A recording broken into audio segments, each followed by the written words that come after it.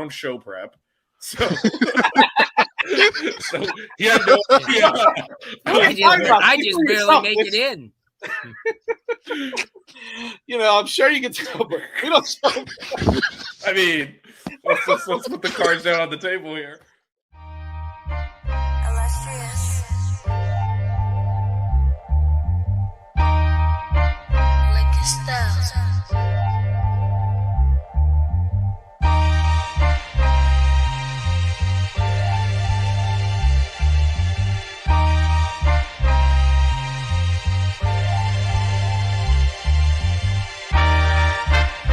Miami Hurricanes, yeah. You know the name already. It's Mercy. Ha ha. It's a 6-ring Kane show. Can't forget the name though. Got Jazz, Blue, Vision, DJ break the game code. Ain't no changing them, ain't no breaking them. Real Portland live from the Hard Rock Stadium. Ball 14 for the orange and green. We see the 6-ring champs. It's more than a dream. This is life on the field. Beyond 100 yards of hurricane that's never still put a damage to your squad. The 6-ring Kane show. The 6-ring Kane show. The 6 Rings Kane show. You know.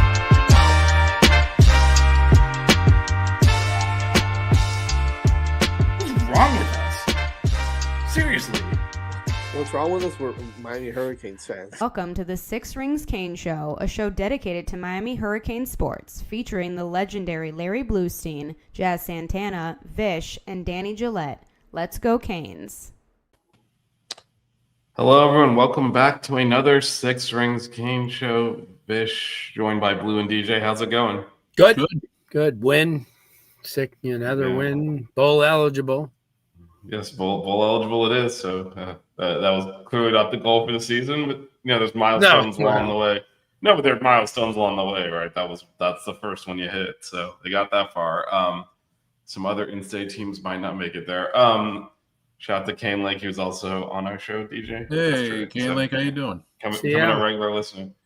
We're gonna get into a little bit, talk about the Dr. Jekyll and the Mr. Jekyll and Dr. Hyde, or whatever. Dr. Jekyll and Mr. Hyde. Dr. Jekyll and Mr. Hyde. Yeah. It's just Dr. Jekyll and Mr. Hyde.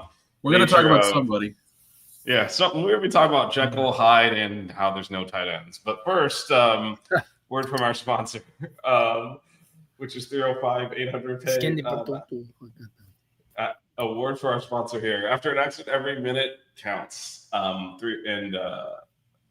one call to 305-800-PAY, you get immediate access to trusted doctors and attorneys who guide you step by step. With an A+ rating from the Better Business Bureau, they are a brand you can trust. Much like 5 Reasons Canes, 305-800-PAY is focused on the local community of Miami-Dade County and South Florida. They'll handle all your accident needs, including car accidents, personal injuries, and related legal matters. So after an accident, be sure to call 305-800-PAY. The number is the brand, 305-800-PAY. Después de un accidente, cada minuto cuenta. Con una llamada a 305-800-PAY, ustedes pueden obtener acceso inmediatamente a doctores y abogados para ayudar con todo el proceso. Con una clasificación de A+ del Better Business Bureau, pueden confiar en ellos. 305-800-PAY tiene mucho en común con el centro de zonas que están enfocadas en la comunidad local de Miami-Dade County y el Florida del Sur.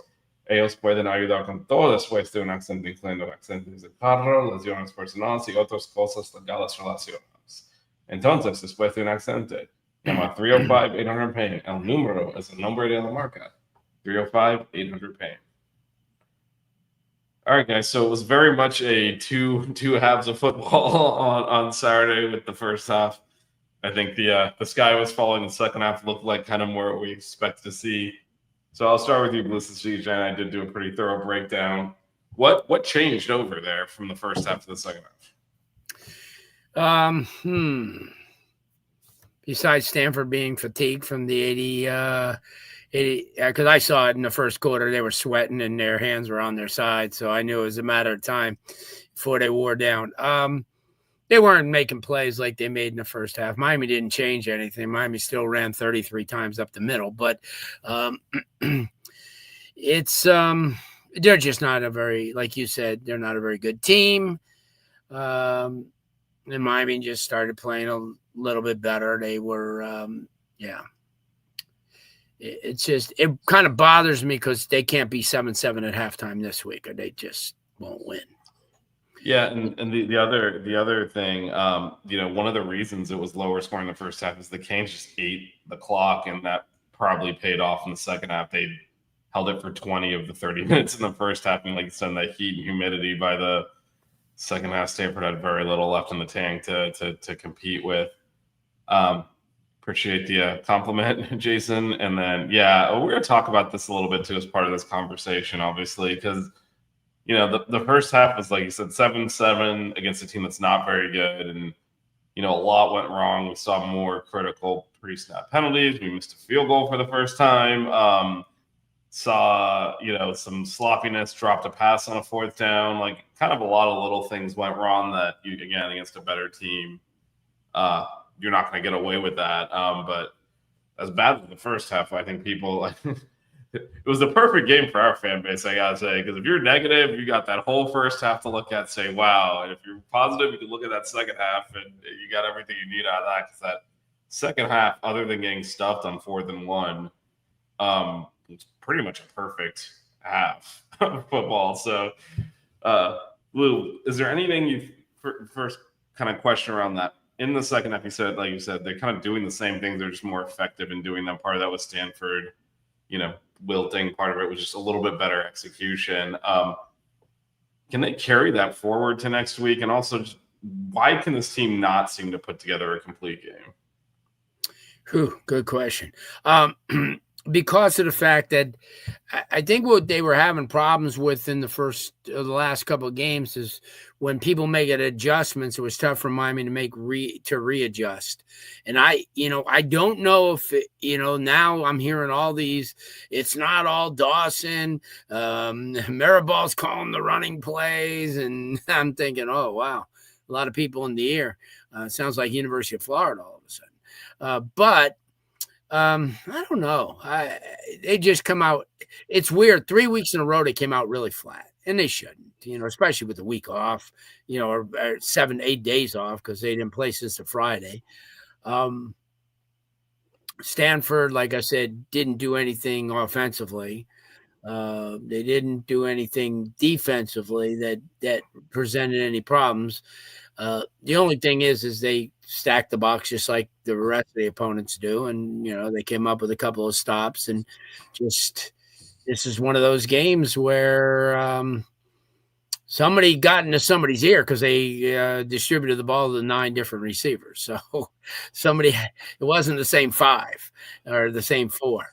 In fact, Joshua Moore got heavily involved in this game. Tony Johnson got heavily involved in this game.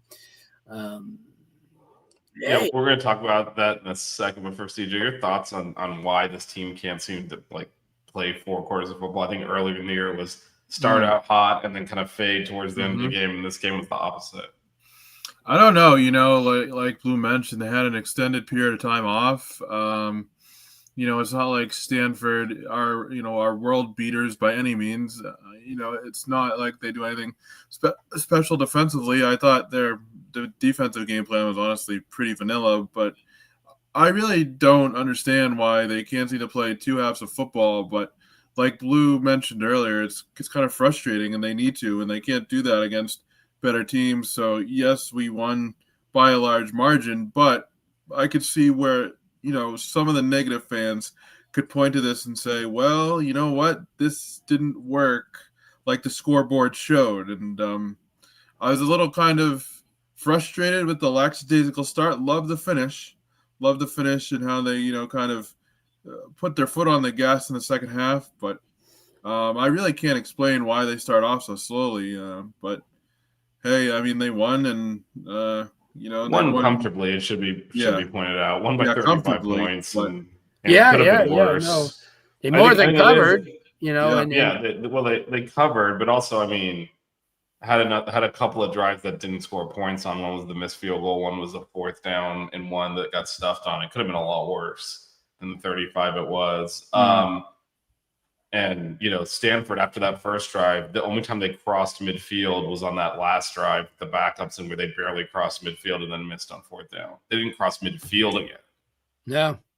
So as much as everyone's like the offense, the defense, again, that's about as dominant as you can play. 87 yards through 3 quarters. So obviously Yes, great and most of it on the first drive. Great defensive effort. Not only that, I think the thing that really kind of clicked in, especially that, is that they started playing people, and that to me kind of signaled that now they could throw a curve the rest of the way, because now they've used people. It's not like if they bring in somebody there, a lot of people. Now you got to put respect on Tony Johnson when he's in the game. You got to put respect on Joshua Moore when he's in the game. Still can't figure let's out. Let's talk about a little bit about that. So they've obviously, like, it's been really the Malachi Tony and CJ Daniel show. So in this game, we saw Josh Moore, we saw Tony Johnson. Do you think they're going to continue to spread the ball to them? We're going to see them emerge, because they kind of, Keelan Marion had a solid game as well, but it feels like these two guys maybe have a little bit more receiver potential. And do you think we're going to see that continue? Whew. I can't say. I would like. I hope they just don't go back into a shell just because it's a better team that they're playing, and a team that's going to obviously be motivated because they got beat by Wake Forest. But what I like the most? I like that they get an opportunity. We get a chance to see some of them future kids. I wish we could see them throughout the game, like a Wheatley Humphrey or like a Gerard Pringle. Because they're speed backs, and they could turn. See, Fletcher and Brown they're power backs, and they were just too powerful in that game. But the rest of the way, they may not be too powerful for the defenses they're going against. We need to get outside. I saw Lyles in there. He impressed me. Went to the tackle, to the tight end area. So I felt good. It wasn't just guard center running. And listen, Vish, I just shut up at halftime. I didn't say, everyone's coming up to me and telling up in the press box, and man, I said, hey, listen, you know what? And I kept saying, oh, you know what? I stood next to Andrew Luck on the sideline.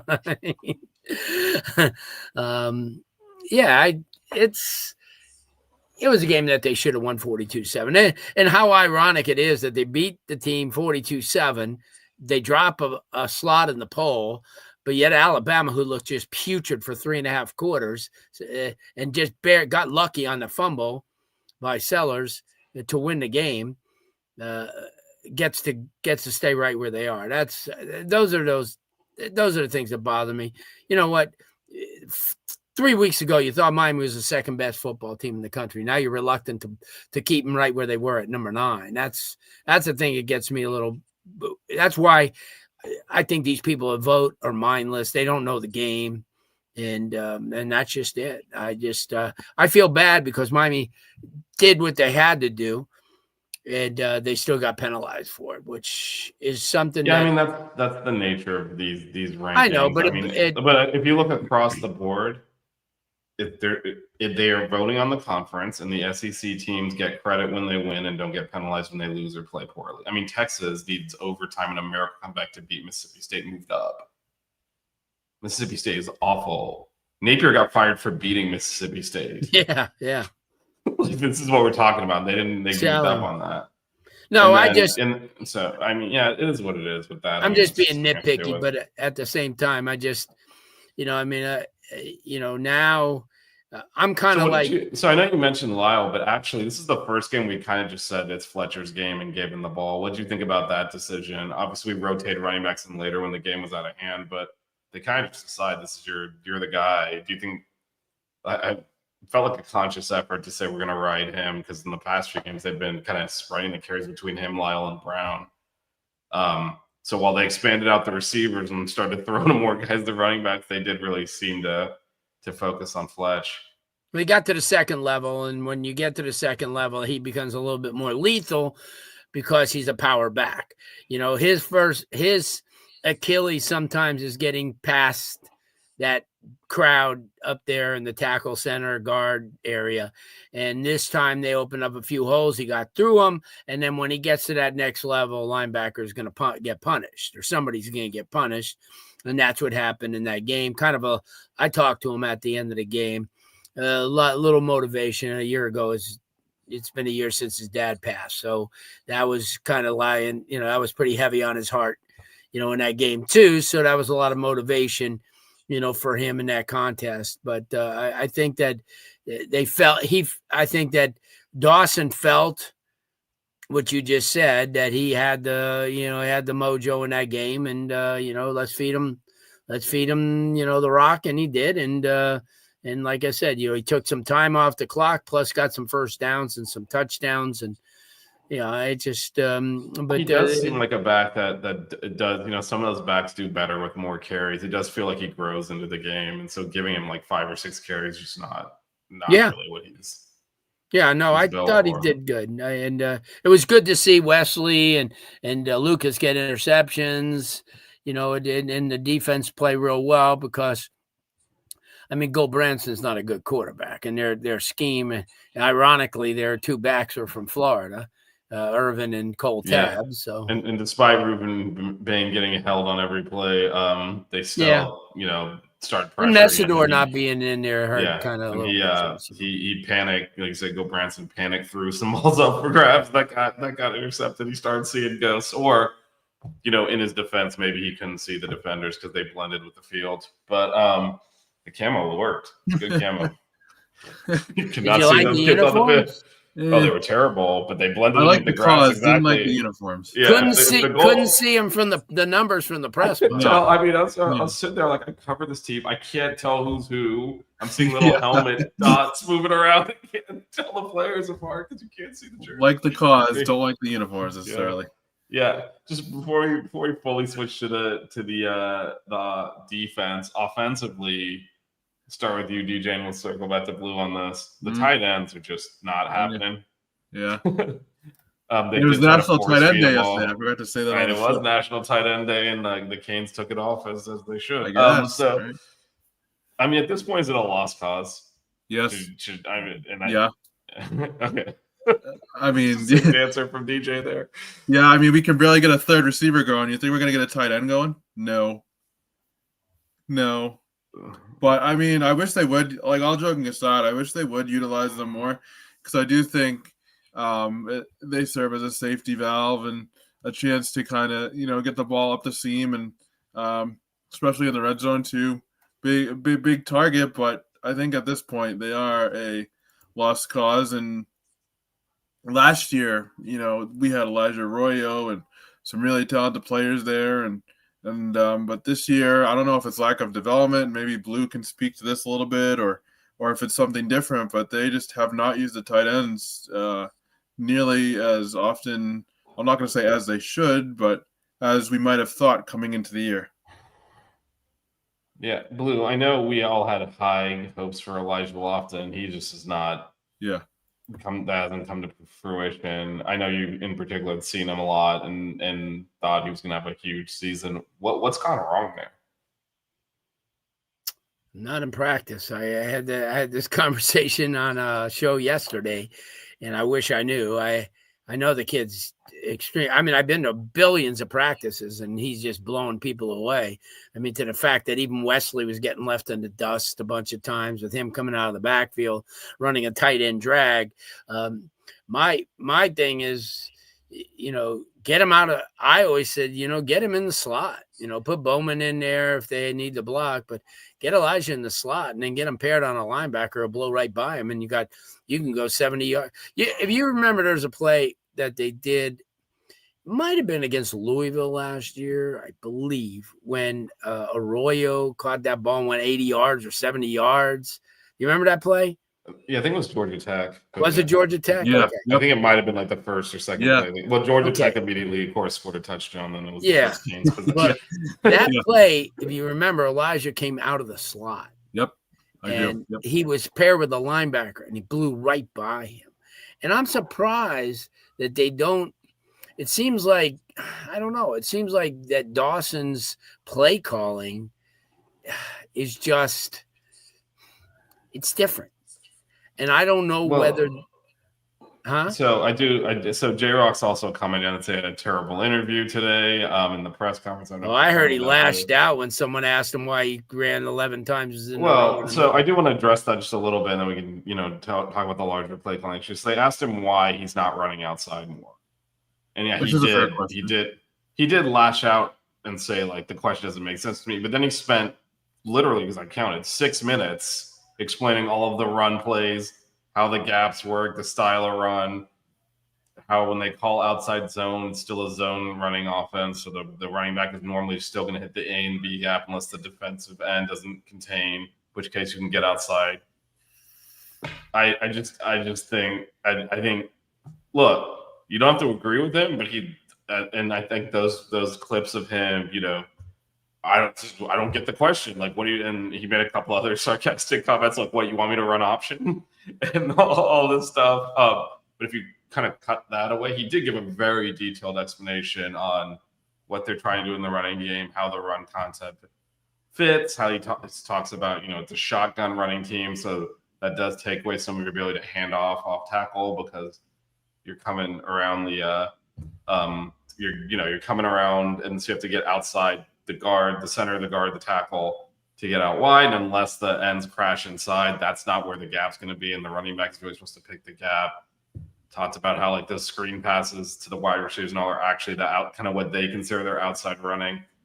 Again, you don't have to believe it, but like he did as much as, because obviously the clips of him like being sarcastic and lashing out is what gets clipped and shown everywhere. He did spend a lot of time explaining like, well, when you run this way and then the gap actually shifts, so now the A gap is here, and he kind of gave a good football answer too amongst the sarcastic attitude. So I do encourage everyone to go pull that up if you want an explanation of it. And I think he's frustrated because, again, it's a little simplistic to say, why don't you ever run outside? That's not how football works. And so I think he was kind of annoyed by the question, especially, look, we saw the first half, right? It was a disaster offensively. I mean, the team finished with 199 rushing yards and 5 rushing touchdowns. And the first question he gets is, why can't you run the ball correctly? And it's like, well, the opponent had a lot to do with that too. But I think his frustration there and why he lashed out was kind of like, really, you're asking me about this? And I'm explaining it, and then you're asking and explaining it again. So I don't know. What are your, I guess we can go around the horn on this. We'll start with you, TJ, since Blue and I have been doing most of the talking. What are your thoughts overall on the play calling? I thought it was okay. I didn't think it was terrible, but I do think that I feel like some of it is not his fault in the sense that, for example, Miami can only seem to get, for most of the season, of course, the last game was a bit of an anomaly, but Miami can only get 2 receivers going, or something like that, or they struggle in the run game, or they start off slow. I don't think I necessarily have a problem with the play calling as much as, I don't know how to say it, how the offense comes out and starts games, and whether it's tempo, whether it's play calling. I do think, some more switch ups in the run game instead of, just running between the tackles or, straight through the hole would be beneficial. But, again, I did listen to a little bit of his press conference, and he did give a pretty detailed explanation. I'm hesitant to criticize the play calling of the 9th or the 10th overall team in the country, but at the same time, he's had Cam Ward, and now he has had Carson Beck, 2 of the best quarterbacks in the country, so that always makes things look good. And so part of me kind of wonders, next year, if they can't get a stout quarterback to come in and play or develop properly, how he's going to be able to do without, that big piece to work with. What about you, Blue? What are your thoughts on? Miami's not the only team in the country who runs that offense. And I watch other teams that do run that offense, and they do utilize their outside running game. even from those formations. And Yeah. not only that, is why did his tight end at Houston have 114 catches and at West Virginia have 91 catches? That's just that is a vital question I would ask him. And his offense is pretty similar here. And he's got a 10 times better offensive line than he's had at both places. That's the question that I would ask him. Why was your success at other places running a spread with your outside running game, and then your tight ends were very active, and then even had he had Brown too when he was at Houston, but he still managed to get him the ball 64 times, but the tight end the ball 109 times. So that's what I would ask him is I think you have better athletes now than you've ever had. Why can't you utilize them in the same way that you did in the past? Yeah, and I think those are fair questions. I think the reason he lashed out the question specifically the way it was asked, I'm not going to call his name out, but as people in the chat are rightly point the person that asked it is someone I think quite frequently annoys the athletic department. The second thing is, was it Gary? It wasn't Gary, was it? I'm not going to comment. Because if it was Gary, I talked to him during half, and I knew he would ask something like that. Yeah, and so I think they get a little frustrated because frankly, like, we all see Twitter, we see the comments. I think they do get just generally. You can agree or disagree with this. I'm trying to explain why I hear you. not commenting on whether or not it was appropriate. I think they get annoyed when reporters go into these media settings and basically ask the fan questions. They expect a little bit better of them. Well, they don't want to lose their access. Why don't you? No. I think they're not going to cut access for asking that question. It's a little bit of a call on you after the game, though. It's a little bit of a simplistic question. I think that's why he's annoyed. Why don't you run outside? Versus like what Blue just gave a detailed explanation. Hey, in the past you've been able to get the ball to the tight end. What's different now is a much more substantive question than why don't you run more or throw more? Those are fan questions, and he asked a fan question. And that's why Dawson lashed out. But then he did give, because first he started by explaining, you understand the gaps and how this works, right? Because I'm going to explain this. So that he explained it. And part of it was sarcastic, and part of it was him actually explaining his run concepts. With that said, I mean, we don't have. Again, some of this too. Like, you're not going to run a toss sweep out of the shotgun. So, like, and that's what he talked about too. He's like, we ran different formations. There's different plays. I mean, he went through it. You have to agree with it. It was a long explanation, 6 minutes of him, which you usually don't see in these press conferences. You're just like, yeah, we played well, got to play hard, clean that up, and then move on. He actually gave a real answer, which I was impressed with, because normally these press conferences are just an hour of coach speak. So he actually gave a substantive answer on how their gap fills, how the running back is going to pick the gap to hit, the percentage of time he hits each gap, and why. And so, again, you don't have to really – I don't know that we were owed that explanation, but he went through it in detail. With that said, I mean, I think, Cam Ward doesn't live here anymore, and I think that colors everything that we're doing. I mean, we had a generational quarterback last year, and it makes everything work. And, I think, DJ has obviously been the most critical of Carson Beck on the show, but even he just said, he's one of the better quarterbacks. There's a difference between that and Cam Ward. And I think part of the play calling too is conservative, because frankly, after the Louisville game, that first half looks like they didn't trust him at all. Everything was in a box. Everything was sideways and short. Everything was run first. And then I feel like that touchdown at the end of the first half kind of released a pressure valve for the whole team. Because in the second half, you saw not just more throws up the field. Obviously, the running game started going too, but confident throws. The ball was coming out on time. He was throwing out routes and slant routes and all these throws that he was kind of double clutching a little bit in the first half. I think he lost a little bit of confidence too in his ability, and he was just taking the checkdowns. And we saw a lot of kind of 1 and 2 yard passes in the flat, so I think part of that was just they came in conservative, thinking the only way we're possibly going to lose to Stanford is if we turn it over a bunch. Don't do that. And they didn't, and they ended up blowing them out. But so I mean, so comments like this, just so we're aware, every single team knows what the other team is doing. You're not installing a new offense every week. Just it's execution, it's physically winning. You'll do some tendency breakers where, we 99% of the time we throw out this formation, we're going to run out of it and catch them off guard. But there's always going to be, most of all the teams know what the other teams are running. That's why like Roma looks like a genius when he's like saying what the play is going to be, but everyone knows what the play is going to be. Like the idea is not to fool them. Like, they didn't see that coming. Not this late in the season. Like people are going to have seen your stuff. You can't install a new offense every week. And that's the other thing he says. Like there are offenses with different run concepts. We don't have those because they don't fit our concept. You can't install it in the middle of the season. Like you just got to run what you got. But anyway, I think it'll be fine. DJ called out that this was the number one offense in the country last year that he coordinated. He didn't all of a sudden forget how to coach. So again, all of this criticism is coming off a game where they scored 42 points.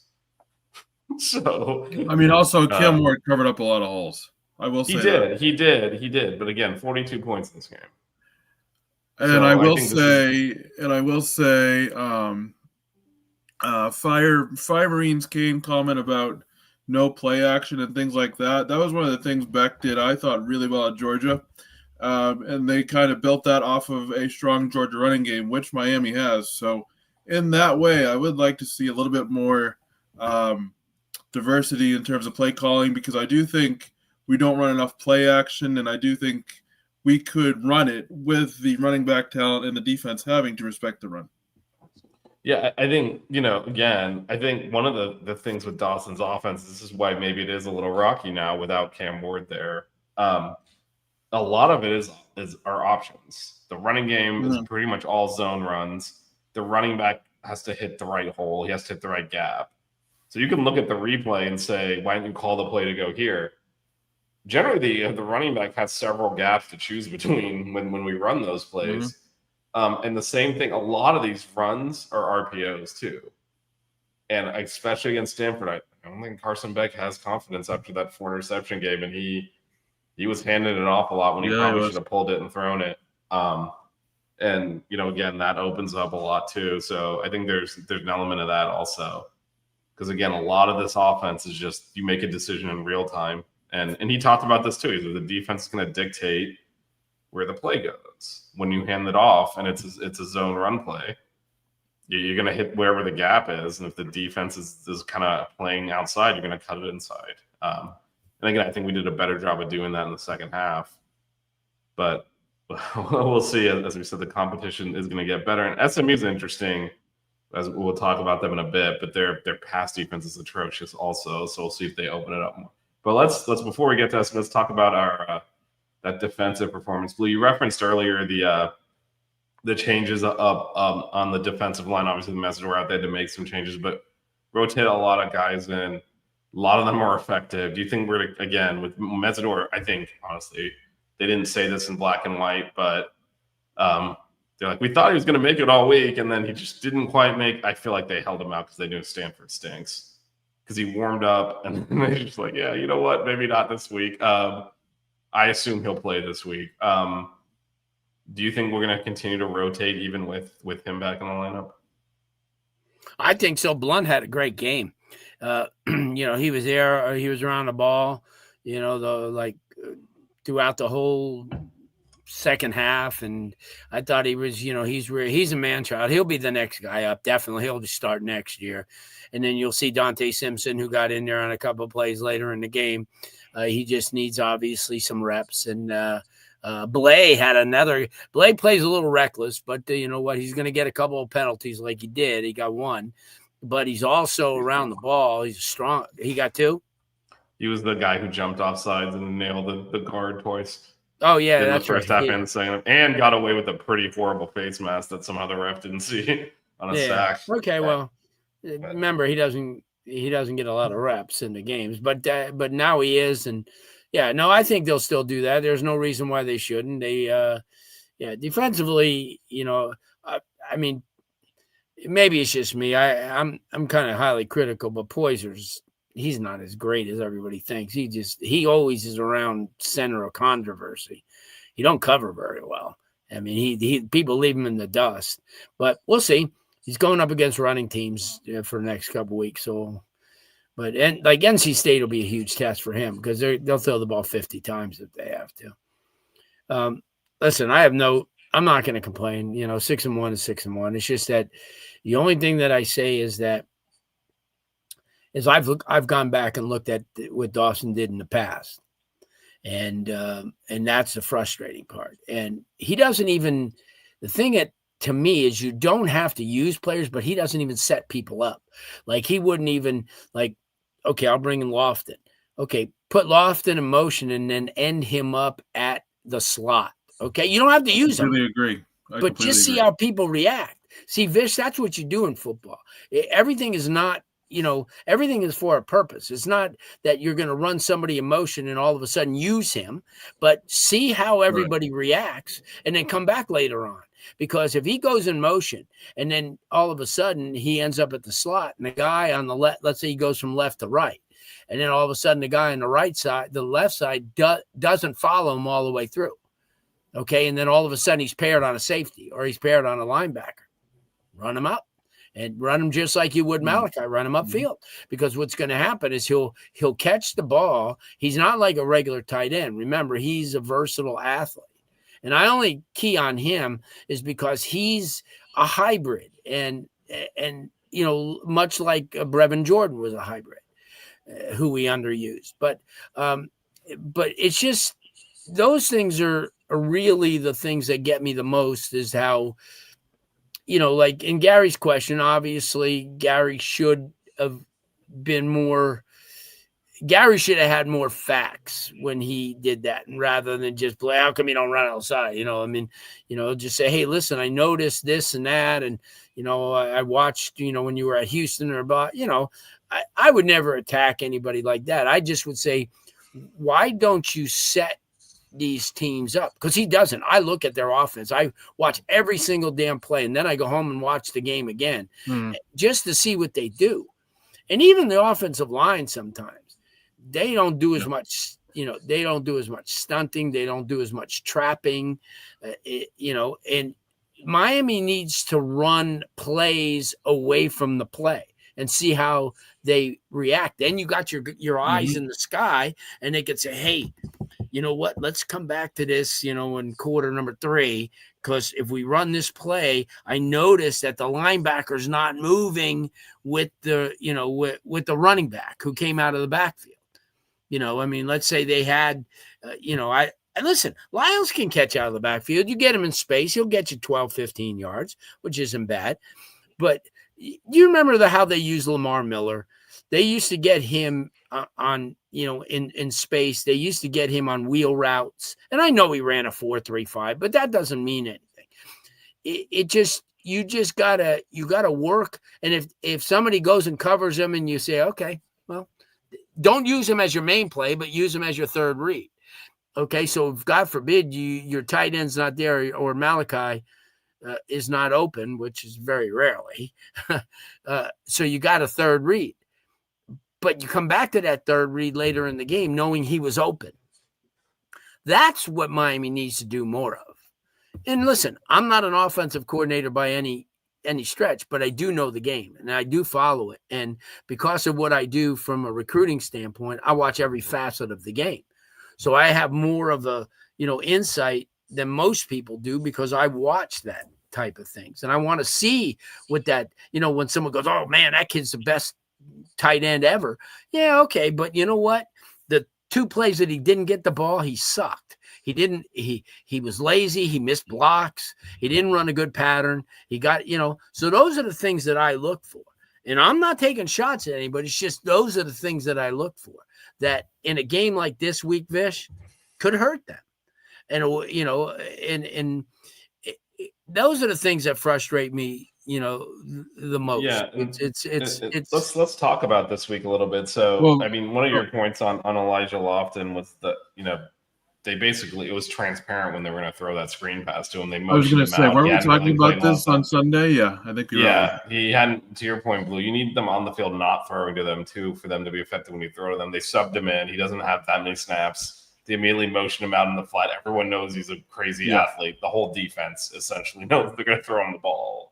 And but that's not what I'm saying. I'm saying, you can get him in there and decoy him just to see what the reaction is. Well, this is actually what DJ and I talked about yesterday. You need to get him a regular role to do things. You can't just sub him in as a specialty player once in a while and not expect the defense to be ready for it. We did the same with, obviously he couldn't cut back either, but we did the same with Chris Johnson. Like, he's so fast. Every time he came on the field, you knew he was getting the ball.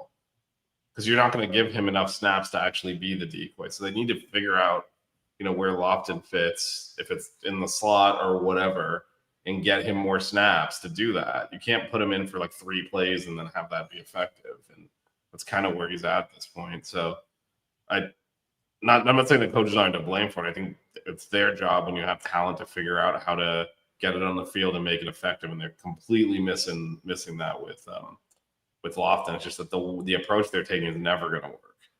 You can't sub a guy for 1 or 2 plays, have everyone know exactly what they're going to do, and then expect the play to work like that. DJ, I know you had some thoughts on this too. Well, you just kind of basically said what I was going to say. So, but no, I completely agree, because it also, puts these players in game-like situations, so they're not completely surprised when they do get snaps. When they go out there and they're familiar with the flow of the game and the offense and things like that. So even just getting Lofton, for example, some decoy reps, as we've called them, and just trying to get him integrated into a bigger role in the offense, or just trying to figure out how to use him in general, I think it's going to be interesting to see what the coaching staff does there, because he is a really good athlete. There's no denying that. I just don't know if this particular staff knows how to use him. Yeah, well, let's talk about using the passing game this week, because as Blue mentioned earlier, SMU lost to Wake Forest last week, 13-12, completely imploded at the end, by the way. They punted with like 15 seconds left and gave up a huge throw and a spike and then a field goal and lost somehow. But their defense is one of the worst pass defenses in the country, as was SMU's, as was Stanford's, by the way, in terms of yardage conceded. The Canes still stuck to, the kind of normal offensive run first, grind yards out, take some shots in the passing game, but really it's a run first offense. Do you think we'll see that carry forward against the second week in a row? They're playing a pretty poor pass defense that, in theory, you would come in and say we can throw all over this defense. What do you think the Canes' approach will be? Well, this week you're seeing a front 7 that's 5 times as good as Stanford's was. It's a very active, really good linebackers. They got good front play, so they can compensate a little bit. This is when Miami's offensive line's got to win the war. And I think that they have a really good shot too, but Miami doesn't want to fall behind in a game like this, because they run the ball and they'll ink the clock, and they're going to have a quarterback who will, get the close. So Miami can't fall behind. And this 7-7 halftime stuff it just come out with some energy. Their last couple of games, they didn't come out with any energy. Especially they had the weeks off and everything like that. I don't see, and that becomes more of a coaching deal. Because you could yell and scream on the side and pat everybody in the pads and knock them in the helmets and but you know what? If it's not in it, it's not in it. I just think Miami's, you're gonna have a good, have a crowd. Miami doesn't get there very often. I can't even remember the last time Miami's been to Texas. I have to go dig up one of my programs, but they used to go. It was A&M. A&M, that's right. A&M, that's right. I was there. It was not a good night. Didn't score touchdowns. Let's hope they do better this time. Yeah, well, yeah, that's right. That was when Van Dyke actually didn't play bad. Just that no one else kept driving and not scoring. That was when Yeah. Devin Chain had a good game, right? Huh? Yeah, I was think when, A-Chain had one long touchdown. It was a defensive battle. That's Well, right. that was That's Haynes right. King. Okay. That was King as a freshman, right? Well, I forget who started. That lefty guy came in and played most of the game. I think Johnson was his name. Yeah, Both offenses. Max? No. Yeah, it was was Max. Yeah, it was Max but both Johnson. offenses were atrocious. It was one of those: is this good defense or bad offense? We were later got that question answered. So, Middle Tennessee State emphatically told us. Yep. Yeah. It was not. They told us it was bad offense. They told us it was most definitely not good offenses. They were throwing 90-yard passes out every play. Oh man. Yeah. Go ahead, DJ. So with just thoughts on ways that the Canes can exploit this pass defense and maybe get the offense going a little bit. Start out fast. I mean, try to take some deep shots down the field. Don't play like you're afraid to lose in the first half. I mean, I know it's very simplistic, and I'm not going to give a Shannon Dawson answer here, but just don't play tentative. Try to take some shots down the field. Try to get, Malachi Tony will always be there. He's proven that throughout the course of the season, but try to get, more involved again. Try to see if you can heat up CJ Daniels really quickly. Just try to be aggressive on offense. Don't take a tentative approach because then you're playing right into SMU's hands. And, I don't want to see any lengthy possessions that are just draining the clock for the sake of draining the clock. I really want to see them kind of open it up. Like you said, probably the worst pass defense in the ACC. We know Carson Beck has the arm to make really good throws. We also know that he has the arm to make the interceptions as well. But I think this could be a really big opportunity for him to kind of set the tone early, and that's what I want them to do. They need to stop with these sleepy starts and, get it going quickly and early. Wait, you mentioned sleepy starts. Games kicks off at 11 a.m. So there may actually be a sleepy start, and really. But they should be fine. It's a noon game for us. It's actually worse for SMU because obviously we're not going to adjust to a time zone like in a day. So the Canes' body clock's not at least it'll feel like a noon kickoff. Nothing like Cal last year where it was an 11:30 body clock kickoff for the Canes at night because it was 8:30 local. Yeah, that was a rough one. Yeah, so this one, I mean, they should be fine. I was just making a joke. You said start sleeping. And I'm like, you know what? 11 a.m. It's time to sleep. The one thing I will say, I thought we were more conservative in our pass game approach, trying to protect Carson Beck. I think that's the worst version of this offense. Yeah. I think you have to trust your quarterback. If this program wants to go where it wants to go, you're not going to do it playing 5 yards with it from the line of scrimmage. The offensive line, the running game is good enough to grind and dictate some of that, but you're going to have to make plays down the field. You have to trust your quarterback to do it. And I think they did against FSU.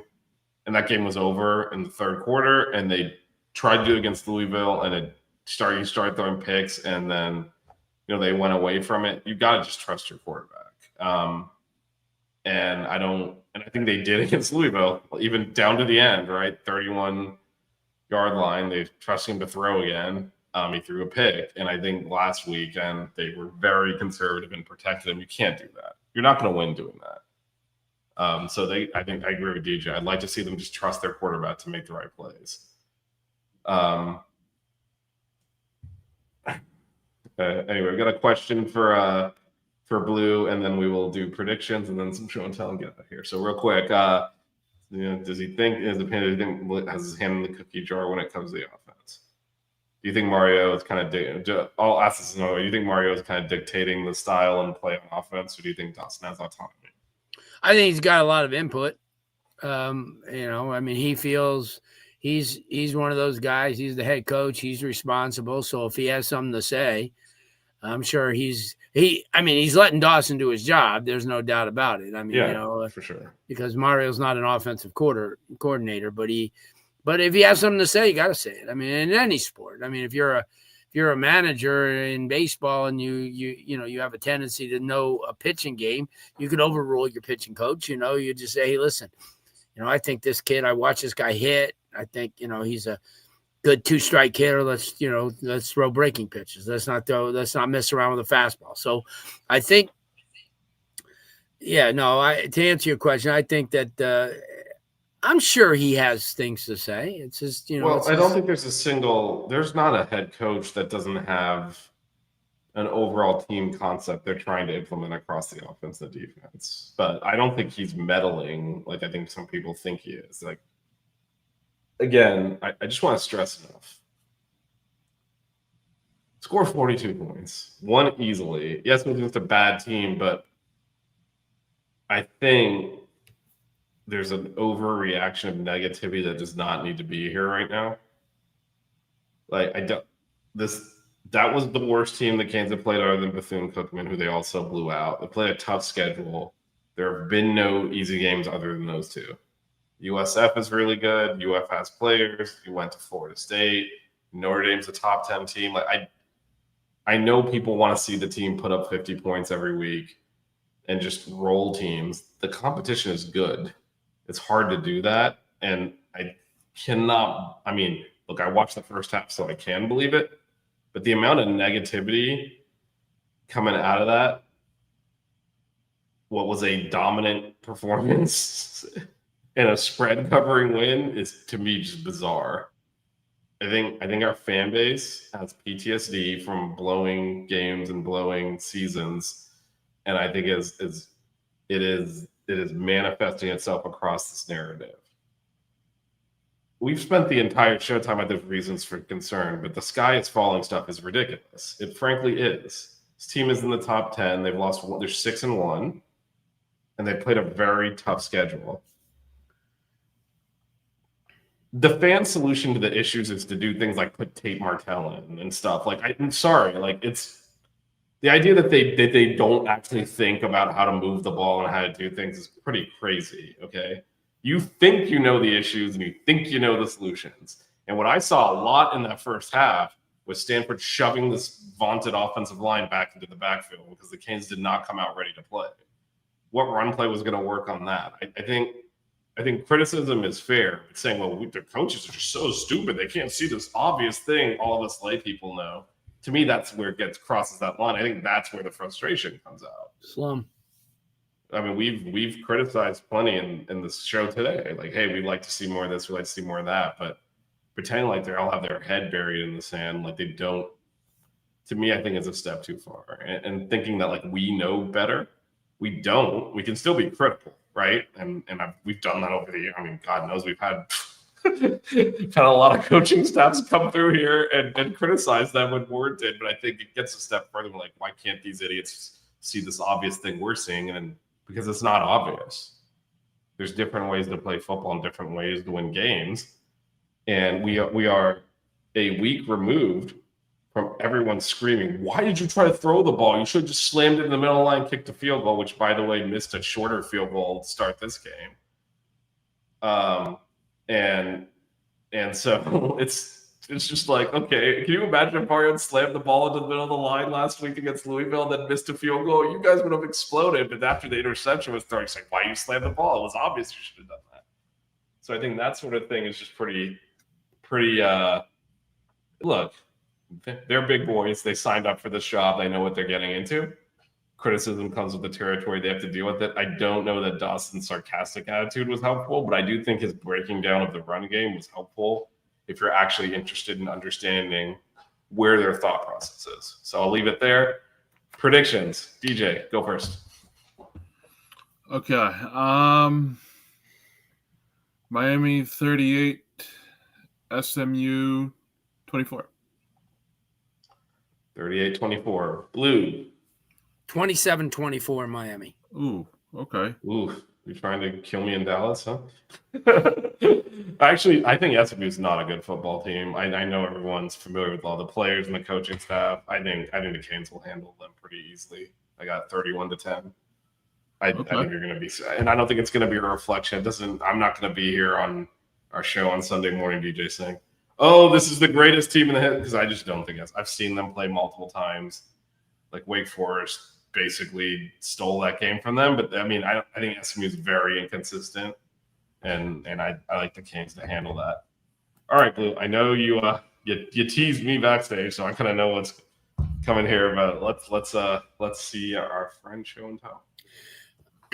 I went to this game at Mississippi State back in 1984. It was October. When was it? October 15th, 1983. I'm sorry. During the state championship run, or the national championship run, Miami won that game. Bernie Kosar went off. He threw for 271 yards, completed, I believe, 23 passes. And the 6-1 start was the best start Miami had since 1962. So there you go. There's a little parallel on now. This was a loaded Miami team, obviously. Defensively at Reggie Sutton and Kenny Calhoun. These are all the guys that made the plays in the 84. Tony Fitzpatrick, who we just saw. Kevin Fagan, who had an opportunity to watch, take his little when Miami played USF. He's coaching up there now. But this is when Miami had Keith Griffin and Speedy Neal. Now, Speedy Neal was the power back, and Keith Griffin, Archie Griffin's little brother, was more of the outside back, and Eddie Brown. And they used their tight end, Glenn Dennison, who actually caught the touchdown to give Miami a 17-0 lead in the Orange Bowl game from Beaver, Pennsylvania. So, but, yep, this was a good time. Starkville was fun. They had the cowbells back in the day, and it was loud. And I remember I did eat at a place called Quincy's, which was a steakhouse, and it wasn't bad. And yeah, so one of the many road trips that I did take, and I'll bring those back, and I have a bunch of other road trips that I took. I went to back in 1968. I went to the Naval Academy. Got a chance to see Miami play Navy. Miami used to play Navy and Army every year. But then they played USC and Notre Dame and Alabama, so they kind of evened things out. But that was a fun part of watching this program through those years, and because I sat as a kid through some crappy-ass times. And but then they started winning in the late 70s, and then when Howard got there and those that 83 year lost to Florida in the opening game and then ran the table and did a great job. And that kind of set the tone to the Hurricane teams who we're watching today. A lot of those kids, a lot of those guys come back. Saw Dan Morgan the other day.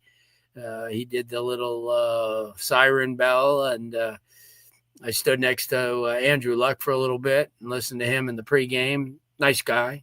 Very athletic, bigger than I thought. Jesus, he's a big man. But yeah, so it was a good time. Always good to be watching a lot of the Hurricanes. And for a lot of you guys that only kind of came aboard in the 90s or the 2000s, there was a lot of good football played in the 80s and the 70s and even the 60s. And I'm happy to be able to, when someone says, hey, that guy's the best Hurricane ever, I said, yeah, best Hurricane ever without hesitation, Ted Hendricks. Never be, no one will ever be a 3-time consensus All-American like he was. And during a time where there were no other, when you had, God bless Jerome Brown and all these guys like that and Ray Lewis, they all had like 9-10 guys that played in the NFL right next to him. The only 2 guys that played in the NFL that were around Ted Hendricks were a safety named Tony Stowers, who played with the Raiders briefly, and Gary Dunn, who played with the Pittsburgh Steelers. So that's it. I've got to go, and I appreciate it.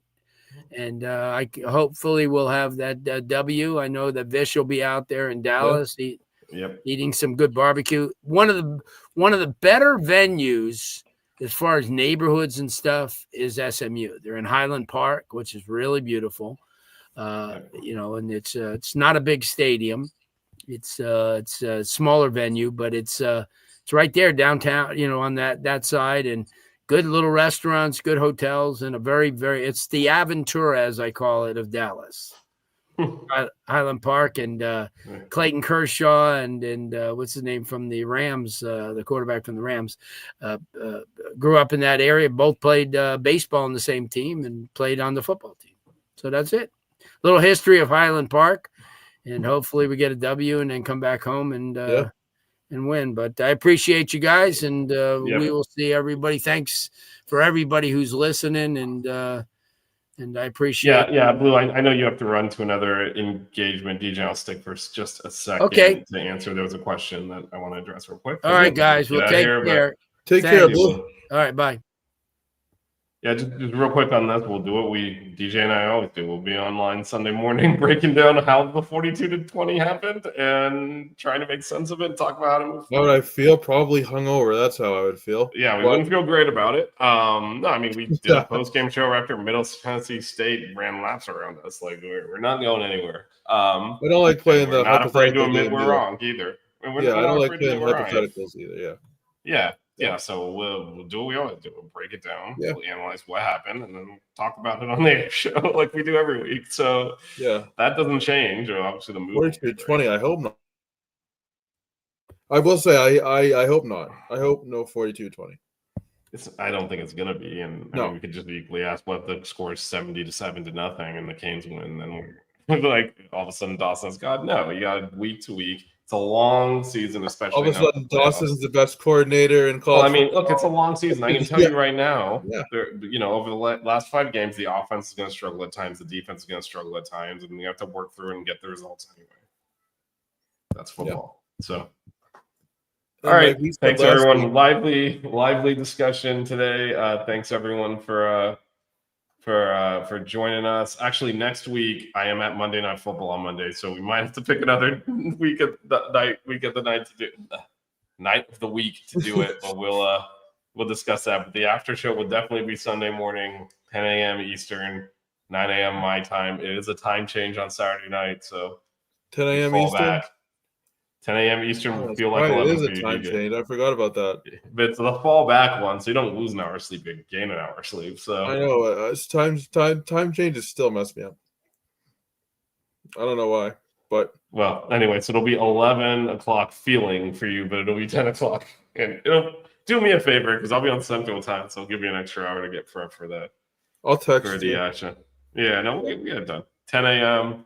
Sunday, almost like 24 hours after the game because it's so. Yeah, right. Pretty much. But anyway, yeah, we'll be back then, and at some point next week we will have a show. I am at the Cowboys Cardinals game on Monday night, and then we're flying back Tuesday night. So it might You and be Melissa, Wednesday. right? Melissa's going with you too. Yeah. Cool. Yeah, and my college actually said the neighborhood. He listens to the show, but my one of my best friends from college lives right by there, which is who we're gonna hang Nice. with, and in the neighborhood that Blue was referencing, which I'm sure he'll get a kick out Awesome. of. But yeah, so we're gonna spend some time there. Hopefully, see the Canes win. A little bit less likely to see the Cowboys win, but. Certainly won't see any defense in that game. But anyway, thanks everyone for joining. I know we sometimes argue with the comments and all that. I love it. I love that. participation. I mean, that means the fans Yeah, are everyone's got an engaged into it. opinion, and you know what? Sometimes Yeah. we're wrong, sometimes we're right. We don't think we're the smartest people in the room because we're not. And so, yeah, thanks everyone. Lively discussion. Let's Yeah. hope we come back from Dallas at 7-1. That's the goal. Just I'll take it. go 1-0 week, 1-0 this week, as they say. Yep. Thanks, DJ, for hanging with me through the finish here. Absolutely. Thank you. All right, thank y'all. We'll see y'all next week. All right, almost. You know what? I'm just off my game today. I am in Hurricanes in the first half. All right, now we'll see you next week. The 6 Rig Kane Show. Yeah. The 6 Rig Kane Show. Yeah. The 6 Rings Kane Show.